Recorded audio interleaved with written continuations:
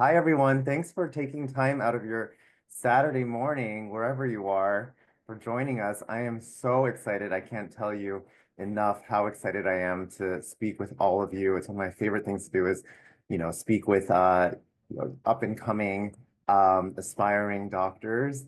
And so without further ado, let me just get into my unexpected medical journey and go through a little bit about my career here. So if I can advance my slide, hopefully this works. All right, some disclosures here. So as Dan mentioned, I have a pretty interesting career to share with you all. Not only have I followed kind of the traditional medical path of becoming an interventional gastroenterologist, practicing in an academic medical center, but I'm also an executive at the biggest medical device company in the world, Medtronic, and I'll discuss kind of how I got there. And then there's this whole social media side quest that I've been on as well for over the past decade that has definitely played into my career, and I can go into that a little bit as well. So it's been a really interesting journey. Never in a million years did I think that I would have all these different headlines where the word TikTok or the platform TikTok would be associated with my name, but this is how things unfolded. And I think unlike some of the other talks that you may hear about, where there's career guidance or, how to position yourself for interviews or, how to optimize your, academic experience in preparation for this whole medical journey. I want to really talk about my just kind of looking back the past 20 years, if I had to put myself back in your shoes, every step of the way, kind of what I've learned from those parts of my journey. And this actually took me down memory lane. I went down this whole path of, finding photos from my past and reminding myself of like how I felt in those moments. So I'll get to that in a little bit. That'll be the first half. And the second half is really diving into the past 3.5 years of how my career really took a left turn.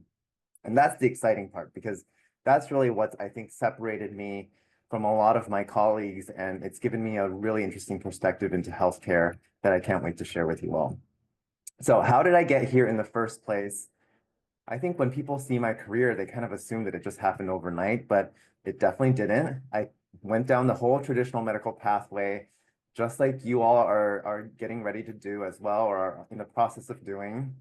But a little bit about myself, I grew up in Southern California, and then kind of unusual from a lot of other folks, I actually moved abroad from the US to Taiwan when I was 10, and I went to an international school in Taiwan for middle school and high school. I then went to Duke for undergrad, which I'm assuming many of you are at that stage. And then I did med school at Columbia, did my internal medicine residency for another 3 years after that, staying at Columbia in New York City. And then I moved to Boston and I did my gastroenterology fellowship. So it's a subspecialty within internal medicine at Brigham and Women's, which is one of the Harvard hospitals. During that 3-year fellowship, I did something kind of interesting. I also did another fellowship within that in bariatric endoscopy, which are these really novel weight loss procedures. And I also got a master's in public health. And part of the reason why I was able to do that was because that fellowship was structured in a way that it was very front loaded. All the kind of clinical training was in the first year, and the second and third year were mainly meant for research and doing other things. And so that's why I had another degree in public health.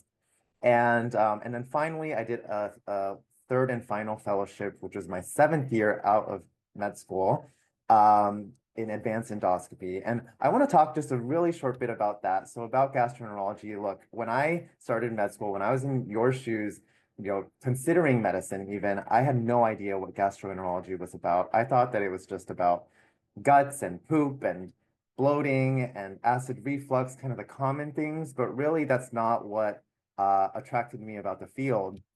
And so, for those of you who don't know what gastroenterology is about, it is about the gut and all the organs there. It's not just about the intestines, it's also about the pancreas and the liver, and there's so much variety, and that's what makes it interesting. I became an interventional gastroenterologist, so I have to wear lead, and there's a lot of procedures done under live X-ray, which is why we look like this sometimes. And some of the procedures that we do this is a procedure where we basically take a scope goes through the mouth all the way down into the first part of the small intestine. And we use ultrasound to look at a tumor in the pancreas. So anyone who has a pancreatic mass or suspected pancreatic cancer, we're the ones who diagnose it by putting a needle into it and taking some samples out. And we're actually the ones who have to deliver the news to the patients as well. Whenever that cancer causes a blockage of certain structures in that area, we're also the ones to open it up with metal stents and things like that. So that's the whole idea behind interventional gastroenterology, is that we have to perform these types of interventions. And I don't expect any of you to know any of this, but this is really complicated. We can, place metal stents across between different hollow organs to get to where we need to go, and be really creative with that. And like I mentioned, I did training in some weight loss procedures as well. And so there's been a novel technique over the past decade where we can actually go in through the mouth, not through the skin, to sew down the stomach and help people lose weight by restricting the volume of the stomach. Of course, this has to be done in conjunction with, lifestyle modifications and a lot of, other types of guidance and therapy as well. But it's interesting how technology has really advanced this space and allowed us to go into other areas within medicine, like obesity. And then the final thing that I'll mention about gastroenterology that many of you might not know about is that, the whole point, a lot of what we try to do in medicine and healthcare is try to make things safer and less invasive for patients.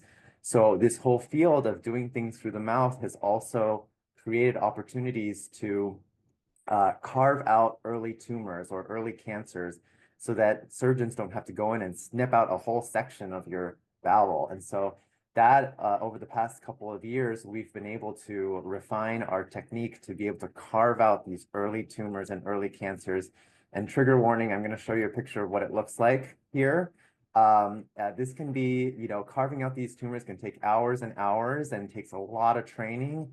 But it's, it's something that we've been doing only for the past couple of years, and in the future, who knows where this is going to go. And that's why technology plays a big role in helping spare organs and, make things safer. And this will be relevant later in the talk, because clearly right now, I also kind of bridge the gap between not only doing the procedures and helping patients, but also being on the technology innovation side as well.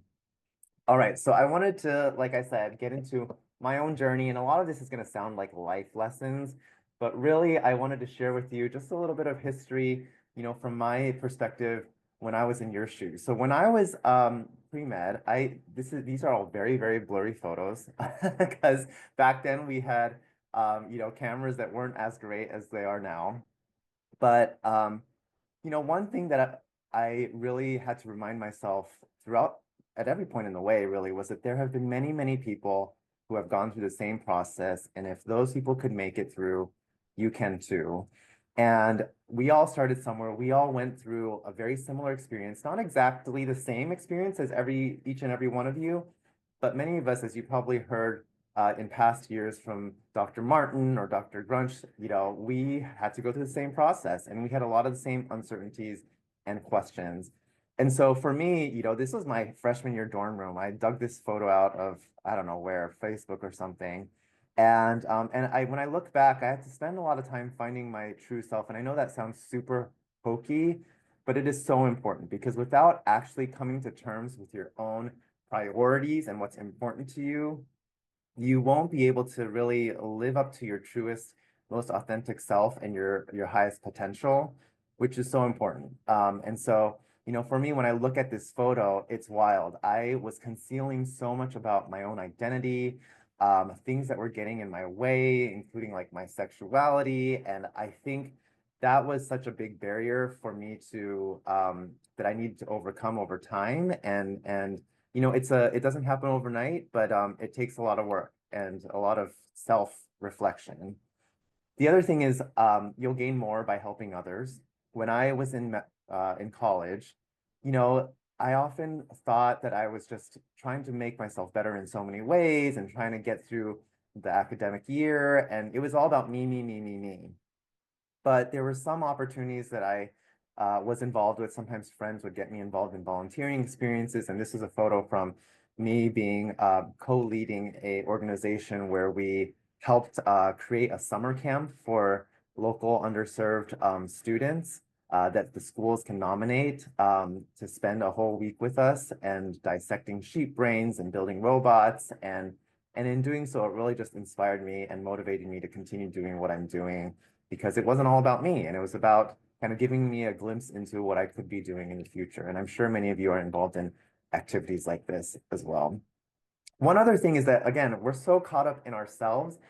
Don't forget to look around you. You know, we're surrounded by so many incredible classmates and colleagues along the way, at every step of the way. And when I think back to like this photo that I took, many of you, I don't know if any of you know who this is, but JJ Redick was a big basketball player. Duke was a big basketball, school. I'm not a huge, basketball fan, college basketball fan in particular, but JJ Redick was like the star of the show in college, and now he's the coach of the Lakers, and you just never know who you might come across. And so take those opportunities to say hi, get to know them, and learn from them. And also take a moment to really acknowledge and cherish the moments of the people you're with around you, because you never know what might happen. Now that it's been 20 years out of college, there have been some of my college classmates who are no longer with us for whatever reason. This friend of mine, in the middle of the picture here, she unfortunately, passed a couple of years ago. And, it makes you really wonder and put things into perspective, like how precious this time that we have together is. I would also say play to your strengths. Interestingly, I grew up playing the violin. I started at age 3, kind of stereotypical in some ways. But growing up, I recognized that I was decent at playing the violin, but I didn't know if I didn't feel like it was on my own terms. And when I went to college, I finally could do it on my own terms. And I felt like, okay, now that I am able to do this myself, I'm pretty good at it. I think it distinguishes me from other people. I'm going to keep going at it. And so I kept going at it with that, and it ended up leading to so many interesting opportunities. I became concertmaster of the symphony at Duke. I actually continued playing well into medical school and chamber groups, which I never thought I would, because I thought I hated that like years ago. And it's actually ended up opening up so many different conversations along the way, even through the whole medical training like process, like interviews, when I'm interviewing for residency or fellowship or my first job. This has come up so many times.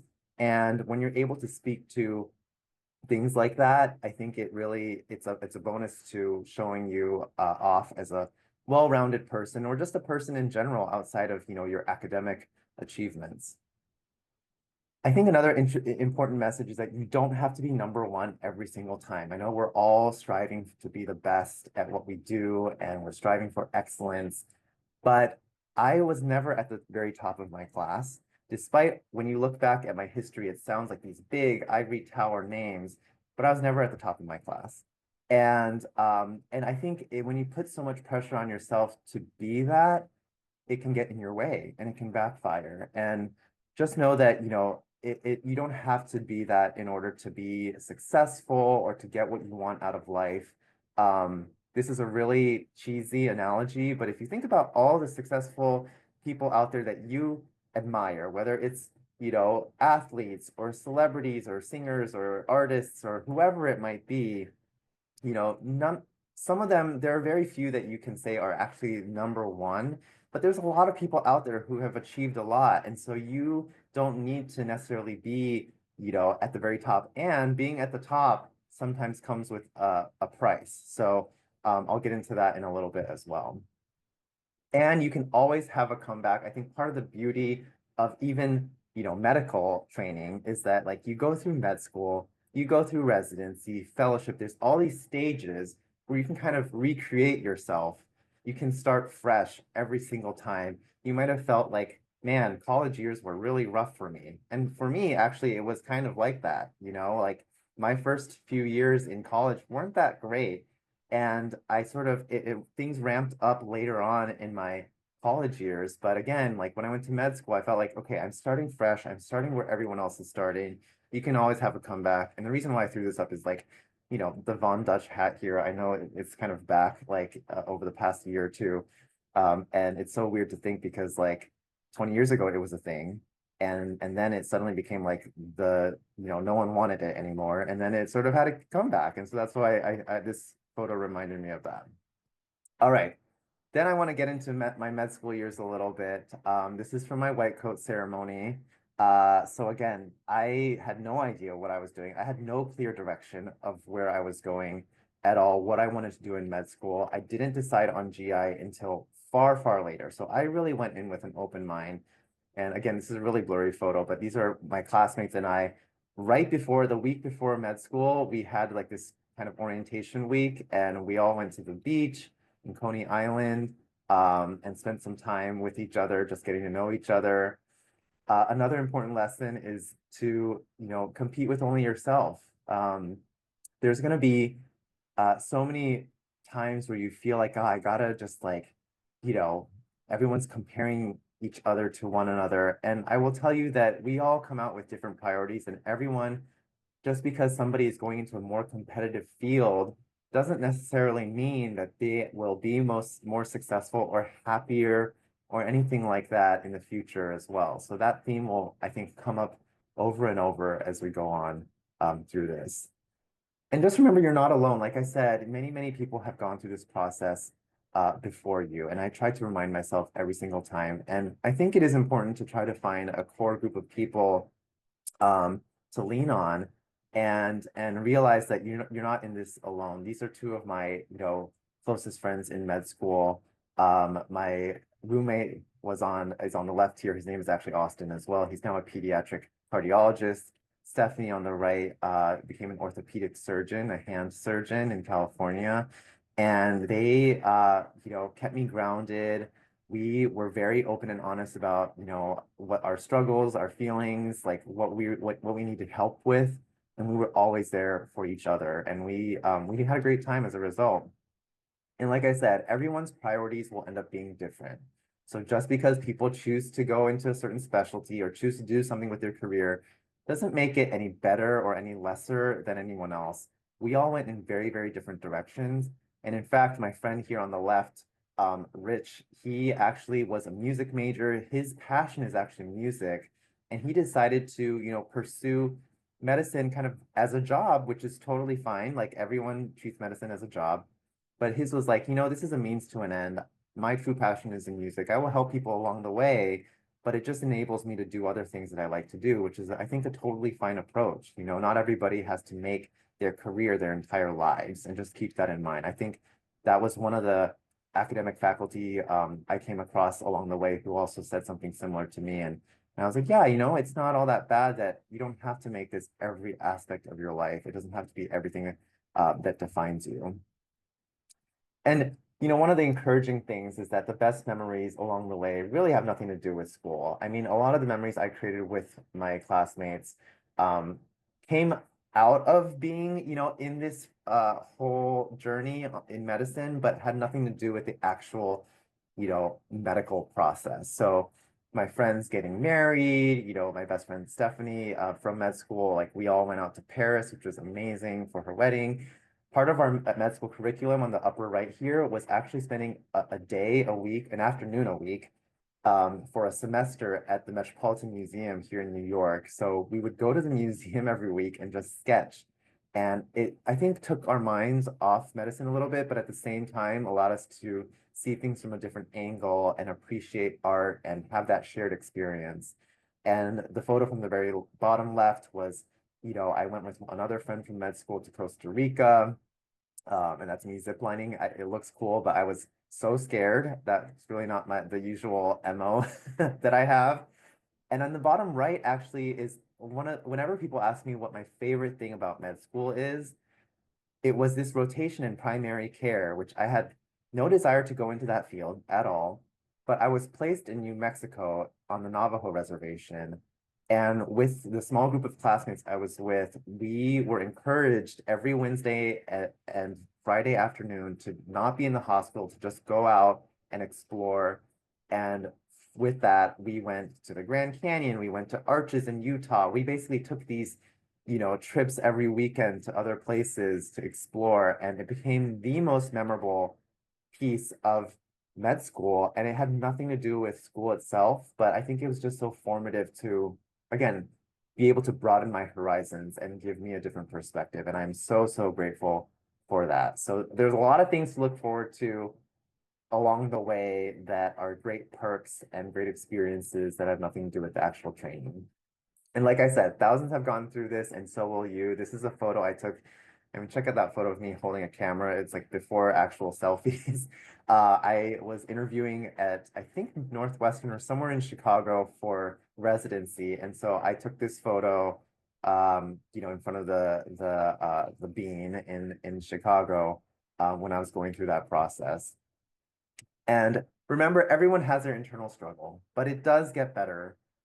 People look at me today and they're like, wow, you've done so much. Everything is so great. And, they even look at different milestones along the way, like me graduating from med school. This photo is from the night of me graduating from med school. And I will tell you, that night was probably one of the roughest nights I've had in my life. It was a mixture of just this crisis of like, thinking about what's to come and all that uncertainty. And yes, I was like happy to be done with med school, but I was also worried about the next step. And I was constantly chasing this next step feeling like, okay, I'm not going to celebrate this because there's all this to come and I'm worrying about it. And on top of that, I was in an argument with my parents that night. And even though it's all smiles here, it was a really rough night. And I can only say that, 20 years later, things have gotten so much better. My relationships with people have matured. Like time does heal a lot of wounds. And so just know that whatever circumstances you're in now will evolve and will change and you'll mature and things will get better. All right, moving on to residency, which is arguably the toughest, most strenuous time in my life. It will feel like a blur. And sometimes that's a good thing because there are certain memories that are best, kept in the past. But residency was pretty rough. I'm not gonna lie. I'm not gonna lie. But I kind of knew what I was getting myself into because I stayed at the same place where I had done med school. These are my co-residents who I basically rotated in the same group with, and we ended up relying on each other a lot.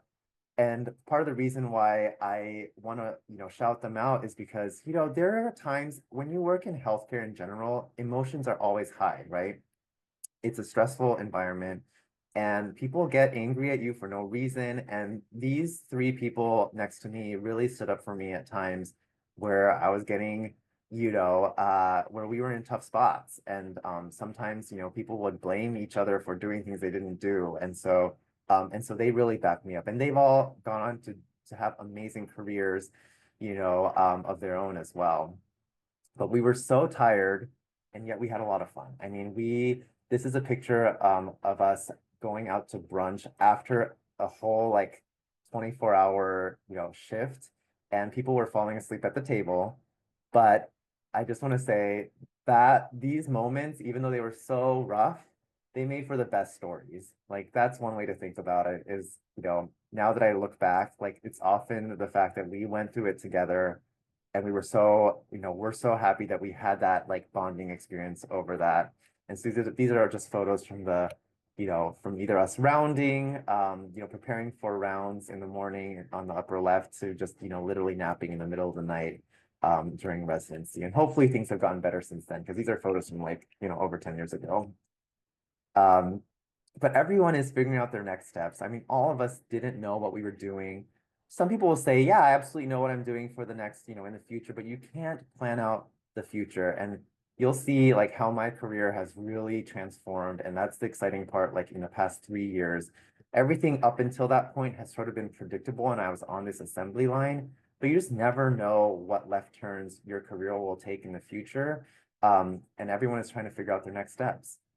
So this is where things start to get a little bit more interesting. I started doing some random things in residency, and I remember entering this random contest on Twitter, actually, of all places, before Twitter was really a big thing in healthcare, where they were seeking ideas for healthcare applications in Google Glass. I had no idea what I was doing. I was just like, you know what, I'll just submit an idea. I think it's fun. My idea was kind of like this whole video library type of thing. Anyway, I became a finalist. I went to Boston and presented this thing, and it wasn't my idea that was really cool. It was actually going there, and actually I was so unprepared. Everyone else had this whole like pitch deck, like they were actually pitching an actual business idea. And I just showed up with my idea and I just like went up to the podium and said it. And what's weird is that it opened my eyes to this whole different world outside of clinical medicine that I had no idea people were involved with. And it just sort of like piqued my interest. And with that, I started exploring other things. And one of the things was also, I've always been curious about how people receive their medical knowledge through the news, through the media. Like, social media is so common now, but like 10, 15 years ago, people were getting a lot of their information from the, nightly news or from TV shows. And who gets to decide what ends up on those shows? I wanted to find out what that process was about. So I spent some time at ABC News, spent some time behind the scenes in their medical team, working, vetting the news, vetting all the kind of press releases and helping decide what ends up on the nightly news, whether it's World News Tonight, or on Good Morning America, or if there's a story that they're talking about on The View, like helping guide that conversation. And so I was exposed to a lot of interesting people in that process. And for those of you who might not know, this is Diane Sawyer. She used to be the anchor of the nightly news on World News Tonight. And then on the right here is Dr. Rich Besser. He used to be the chief medical editor for ABC News. And he's made for TV. You can see here he's like tall and tan, and he has a great like way about him on TV. And I used to think he was just made for that role. And I remember asking him, like, hey, is this like what you always wanted to do? Like you kind of are made for this job. And I'm sure there's tons of people who like want to be him. And he's like, no, absolutely not. This is not what I wanted to do with my life. And in fact, it's not going to be what I'm going to do with my life. And I thought that was really interesting because he also had a really interesting career where I think he's a pediatrician. He ended up being the CDC director for a little bit. And then he went into this job. And sure enough, a few years later, he left ABC and is now the president of the Robert Wood Johnson Foundation, which is the biggest philanthropy out there. And and so he really, is now involved with deciding like what sort of research projects to fund out there, especially in our current environment right now, current political environment. I think the role that his organization has a big impact on, deciding how to help certain causes in the future. So he certainly has had a huge impact, now that he's in that role. And as I moved on to fellowship, there's only one slide for this one, but this is where I, started focusing on my clinical interest. So just to go back a little bit, I thought I was open to doing any field when I went into med school. I didn't know if I wanted to be a plastic surgeon or an ophthalmologist or a neurologist. And those were literally all things that I had considered. I even thought might be an orthopedic surgeon at one point.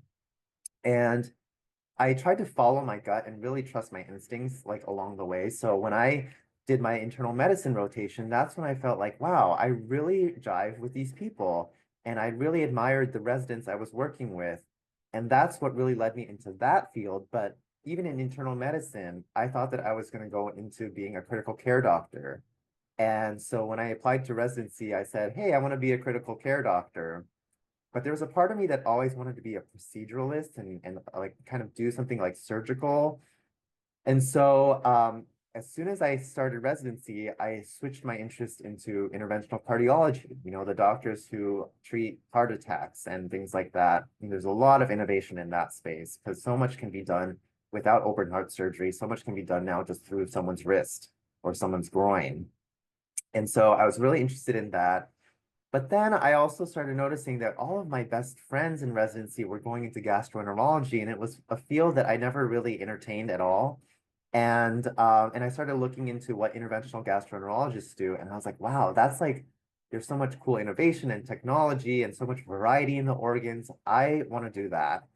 And I do not regret that decision at all because I've met like my people in terms of like the folks I really get along with. And I couldn't be happier with kind of the path that I took. And even when I was in fellowship this time, after residency, like I had mentioned early on in the talk, I took some time to do a master's in public health. I also, interestingly, again, was given an opportunity to work with a startup company. And, without getting into details of what that startup does, just to say that it, again, opened my eyes into what was possible outside of the traditional clinical medical path and just being a practicing doctor.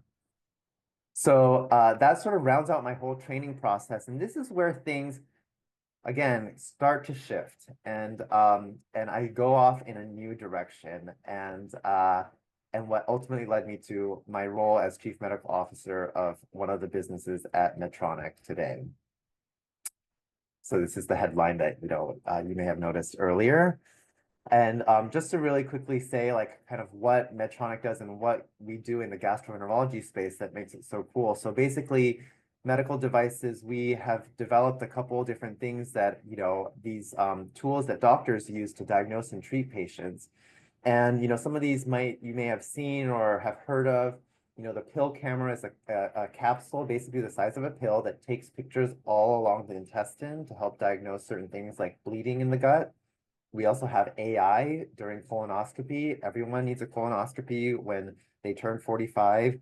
And the AI can basically help identify precancerous things that doctors might miss. There's other tools that we have towards the bottom here that, this photo of me, the old versus the new, we're trying to make things more patient-friendly and comfortable. There's a lot of hardware that patients have to, deal with for these testing that we can try to make more compact and innovate like that. And then on the very bottom right here is a spray that we can, if there's a bleeding lesion in the gut, you can use this spray to basically form this gel, this adhesive gel that basically seals the bleeding area and helps it heal. So a lot of different, innovations that we're working on on that side of my job. So I want to get into some of the people who inspired me along the way. And, these folks that I look back on in my career are not necessarily all people who had a direct mentorship role in my career. Many of them, like Dr. Eve Slater on the left here, literally just said one thing in passing that changed everything. So interestingly, Dr. Eve Slater, she's had an incredible career.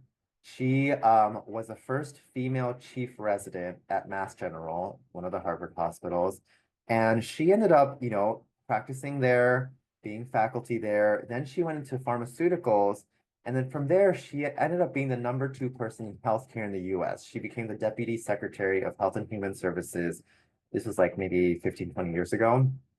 And then after that, she was like, you know what? I'm done with government. I've seen it all. I'm gonna go back and help the residents at Columbia. And that's when I met her. And she actually invited me to dinner one day. And she just said, you know what? I just, in talking to you, feel like just think about your career in a more global way. Don't just think of it as like the traditional one-to-one patient interaction. I was like, I have no idea what that means, but I'm gonna pocket that and like save that for later. Dr. Chris Thompson was a direct mentor of mine.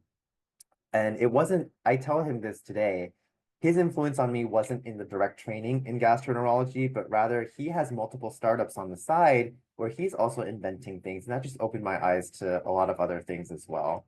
Dr. Steve Klasko was the CEO of Jefferson Health, the hospital that I work at, and he created a social media role for me when I was there to work with the whole health system, which I'll get into in a little bit. But he was also a huge influence. And then finally, Gio DiNapoli was the boss I used to have at Medtronic, who first hired me. And it was a very fateful phone call where he actually texted me and said, hey, do you have a moment to talk? I had no idea who this man was. And I got on the phone with him, and he basically offered me this once in a lifetime type of job that really took me down a different path. And come to think of it, he actually had been observing my life for a bit and my career, and seeing kind of seeing how it unfolded. And that's why he reached out to me for that role. All right, I'm looking at time, and I know I'm gonna like jump ahead a little bit here in the interest of time.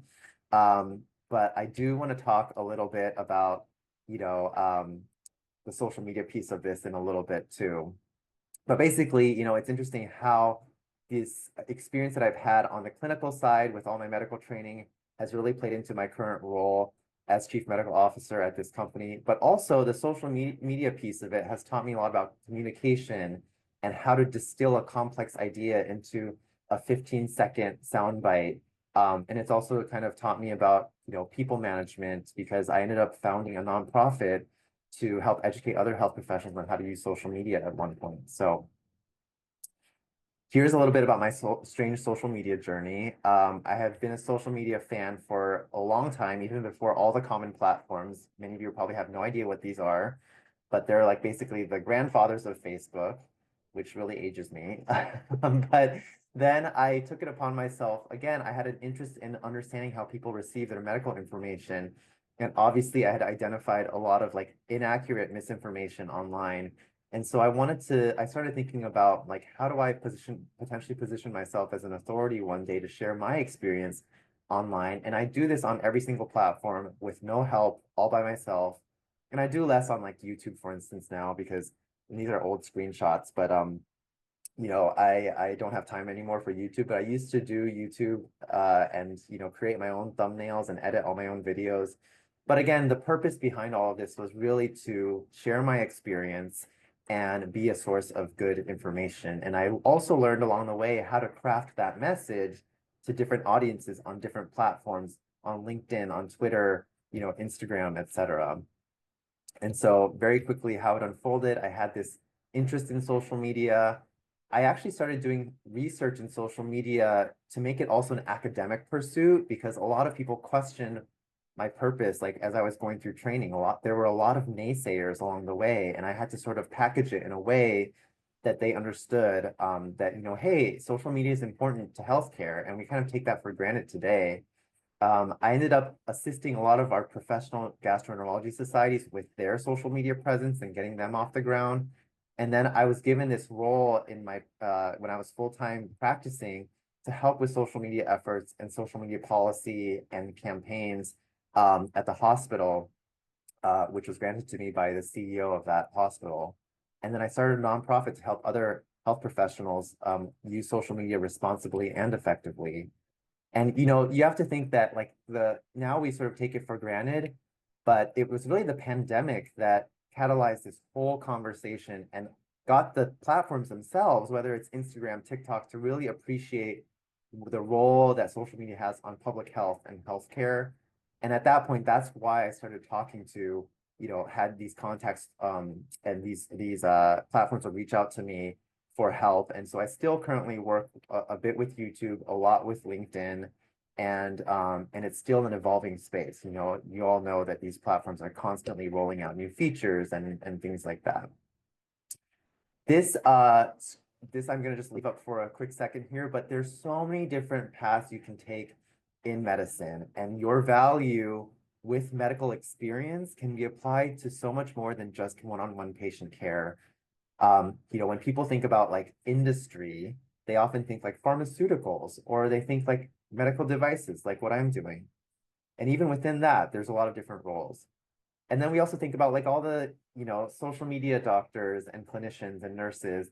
There's a lot of, opportunity there too, but there's so much more even outside of that, whether it's in the public sector, like in politics, in legislation, in, public health, and things like that, that you can potentially get involved with. And I really feel like we're seeing this trend where more and more of us are being tapped to help out with those efforts. And really, honestly, I don't know how this whole ecosystem went without our input as clinicians for so long. I think there's more of us who need to be able to work outside of our silo of being a practicing clinician to be able to help drive the direction, because so many of these people without medical training are making decisions that are, not well informed. And I mean, we might be seeing some of that play out today with our current, political environment, but just to know that there are opportunities for you as well. And I think this is particularly important because many of you may be hearing about burnout within the medical community. And I think one of the solutions to that is diversifying your experience and, maybe taking on a hybrid career like mine, where you get to do a little bit of everything so that you're not just stuck in one place and in one path. All right. I'll see if I have time to get through some of this, but I did want to take a moment about like explaining like what a medical device is because most people don't even know. And I'm just gonna, skip through some of this, but it's very interesting to note that all of these, including toothbrushes and sunglasses, are medical devices, with the exception of a fitness app. And also there's certain things like hyaluronic acid, which at one point was considered a medical device, but is no longer because it actually has certain chemical properties that kind of make it more like a pharmaceutical. And the reason why I bring up like what is a medical device as an important question is because I was never taught this as a pre-med or as a med student, and you would think that we were taught things like this along the way, but we're not. We're so focused on the science and the biology as we go through med school that we're not really looking at like the other pieces of healthcare that make healthcare run. And I encourage you all to really look outside at the rest of the ecosystem as you're going through training, because there's so much that impacts healthcare and it impacts patient care that we're not involved with, that again, we could be involved with. So I'm going to skip through this real quick, but just to know that there's a whole process to get new medical technology approved. Here, I want to make sure that we have time to address some questions that you might have. I will say that, there's, for any of you creatives who want to invent things in the future, there's a way to get your ideas from a concept through prototyping, testing, to actually getting a product out there to help patients. And even then, that's the first step, because there are so many more things that have to happen after something has been approved by the FDA to be able to kind of uh, promote adoption across all clinicians out there, across the country, across the world. There's a lot of efforts that actually need to happen in order to make that work. And there's so many bits and pieces. Everyone always says it takes a village to get this to happen, to get a new technology or device out there to start impacting patients. And just to show you that there's all these different functions, whether it's regulatory to get it to the FDA, or a health economics reimbursement team to make sure that somehow there's a system to pay for this, because nothing comes for free. That there are folks dedicated to operations, to making sure that supply chain, very relevant conversation today with all the tariffs and whatnot. Where do we source all the different parts to be able to make the device? Because we rely on devices and technology to be able to perform the care that we want for our patients. And so all the decisions that you hear about in the news right now, that has a direct impact on really our ability to take care of patients too. And so it all is related.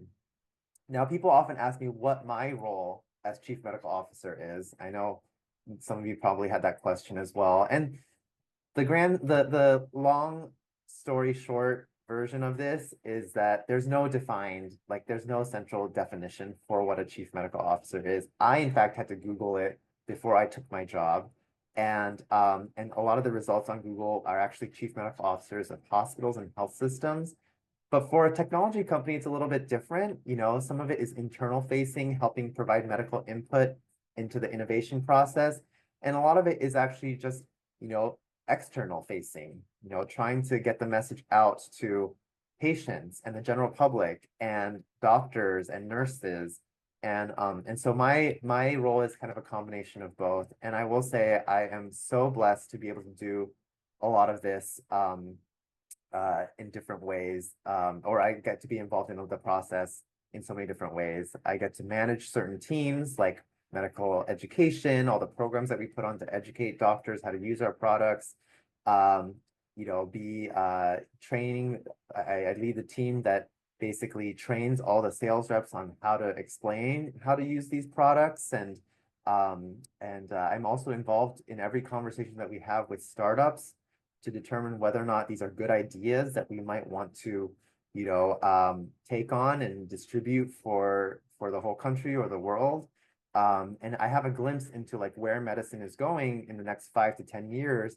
And I am at the table being able to help drive those decisions and say, hey, I think this is a good idea because there is an unmet need, because there's this challenge that we're trying to fix within healthcare, and say that, okay, that's where I think we should go, where we should invest our resources to be able to make the next cool device or make the next cool technology out there for patient care. So I've been very blessed and be able to see this side of things, and also still be able to practice medicine part-time and still be, active on social media, which isn't always the case. They've given me a lot of leeway to be myself on social media, and I'm very, very grateful. And so, I like to always quote Steve Jobs. He has this quote where essentially, you can't really always connect the dots looking forward. You can only connect them looking backward. And somehow I found myself in this position now, juggling these various hats: doctor, executive, social media personality, and educator. And somehow it all ties together. And when I look back, it makes a lot of sense. But in that process, and you're probably going to feel this way along your journey too, during that journey, it might not feel like it makes any sense, or you might feel sort of lost, but trust me, one day it will come together and it will make sense. And it might not happen at, a certain point in time. Everyone reaches that point at a different time. And even now, I'm still thinking about what my next step might be and like where my future is going to go, because I have a long runway ahead of me here. So my journey has been awesome. I've met so many cool people. These are the teams that I manage at work, but I've gotten so many cool experiences. I got to go to the White House a couple times to be involved in the cancer moonshot conversations. I've been able to, work with great teams in the hospital. I've been able to show, what we do to future doctors. This is on the upper right-hand corner, a bunch of fellows visiting our lab at Medtronic. On the bottom left, I went to Korea to look at how one of our products are made, like in the manufacturing site. I've been able to advocate on Capitol Hill and talk to legislators. This is a surgical robot that we're developing that's not available here yet in the U.S., but it is in Europe that I've been involved with as well. And then there's also some cool side perks, and I didn't want to take too much time to kind of expand on this, but I got a book deal. I came out with a book called Gut and Owner's Guide with a major publisher last year. And to see it kind of be out there at Barnes and Noble, it's now at Five Below in a paperback edition for $5. It's like, it's been so fulfilling to be able to like get that message out. And again, have a population level impact beyond my one-on-one patient interactions. I spent time with Katie Couric on the right here, who, for those of you who don't know, she was kind of a TV personality and host of the Today Show in the past, and now like a huge advocate for colorectal cancer. I host a podcast through my work. I speak at these major stages like Aspen Ideas and meet incredible leaders in our healthcare space. Just people I never thought I would be able to meet and connect with. And whether it's an influencer or a government official, it has been so mind-blowing, and I am just eternally grateful for those opportunities. I know I'm coming down on time, and I did want to share a couple pre-med insights, and I'm just going to throw everything on here. So very quickly, let your purpose drive you, not fame, not money. I made a conscious decision when I got on social media that I wasn't going to take any sponsorships. I wasn't going to, make it something that was a source of income for me. There's nothing wrong with that for other people, but just for me, I wanted to keep it just, light and all about education, and that's really served me well. And part of the reason why I ended up getting the job that I can, because they were vetting my social media footprint. And so sticking to that purpose, I think really helped everything shine through. Being honest with yourself, kind of along the same lines. Like, I knew I wasn't gonna be like a household name. I knew that wasn't necessarily my goal. I wanted to focus on technology, and that's really what like interested me. And somehow that led me to where I am today. Now, at the same time, the third bullet point, taking risks can be scary but fruitful. I was talking to the chief medical officer of Amazon Pharmacy, and he actually was, we were in training together at one point, and he said, you know what, like we didn't really do anything different from other people. We were just willing to take risks. And that's so true. Like when I was presented with these opportunities, I said yes when others may have said no. And so, taking those risks sometimes can pay off, even if there's a lot of people telling that it's not a good idea or it's not good. Like, but if you believe and that it's serving your purpose, sometimes those risks are worth taking. Communication is everything. That's something I realized in corporate America is that sometimes we will spend months creating a slide deck to get a story across. And that storytelling ability is what get things done, what makes big decisions. It's all about like convincing people that your idea is good in one way or another. Even with patients, communication is everything because you're trying to teach and educate and convince someone that to believe what you're saying and that you have their best interests in mind. And so I can't emphasize that point enough, even though it's a very simple point. Everything is a trade-off. I make things maybe look really easy along the way. I've had to sacrifice a lot of things, whether it's my personal life, whether it's time spent with folks, whether it's sleep. But looking back now, I'm at a point where I'm also trying to prioritize my life because a mentor of mine once said, like, when you have to decide between having to give a talk somewhere versus missing a loved one's birthday or graduation, you should choose the graduation or the birthday because that happens only once and that you're going to remember that more than the talk that you give somewhere. So those types of decisions, like, make sure that you make those, everything is a trade-off. So you've got to, something's got to give and you have to make those decisions. Just very quickly, nothing stays the same. Everything around you changes. Be open-minded about that. Don't burn bridges because you never know who's going to come back into the picture to help you in some way. I've learned that several times as well. Always consider another perspective. Try to put yourself in the shoes of someone else, whether it's your employee, whether it's your colleague, whether it's the patient. Always consider another perspective. And don't let them fool you. No one will ever know it all. There's a lot of people who will make it sound like they know everything about everything. And trust me, I have imposter syndrome all the time, but I realize every single time that everyone has their own strengths and no one knows it all. And to that point, in the words of Kendrick Lamar, be humble. And that will take you very far if you remain humble and grounded along the way. Now, I know I only left 5 minutes for Q&A, but I want to thank you all for this opportunity. This is one of the, one of the things that I love, love, love doing is chatting with all of you. So hopefully we have a couple minutes to answer any questions that you might have. And of course, here are my socials at the bottom here if you do want to DM me in private if you're too shy to ask.